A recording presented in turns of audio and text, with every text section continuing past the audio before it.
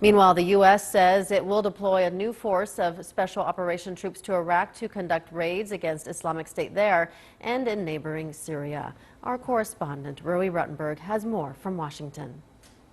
Well, specifically, we're talking about what's called an expeditionary targeting force. A few dozen troops and some additional soldiers to support them, perhaps 200 in total. So not a large number, but a large role, no doubt. Analysts say this is a play straight out of the U.S.'s Afghanistan playbook. Small American teams which got the Taliban to flee across the border to Pakistan.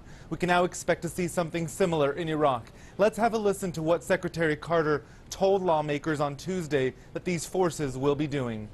These special operators will over time be able to conduct raids, free hostages, gather intelligence, and capture ISIL leaders. This force will also be in a position to conduct unilateral operations in Syria. That creates a virtuous cycle of better intelligence, which generates more targets, more raids, more momentum. In the past, U.S. President Barack Obama had said that combat troops would not be sent into Iraq, but based on Carter's testimony, these forces will specifically be going after what's called HVTs, or high-value targets. That, critics say, will definitely involve some combat. Carter also said that the troops may intervene across the border in northern Syria.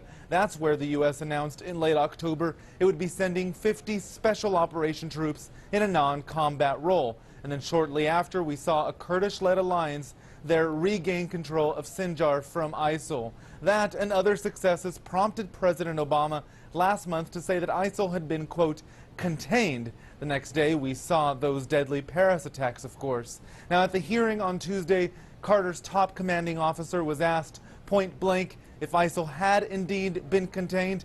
His response, no, it had not been. Rowie Ruttenberg, CCTV in Washington.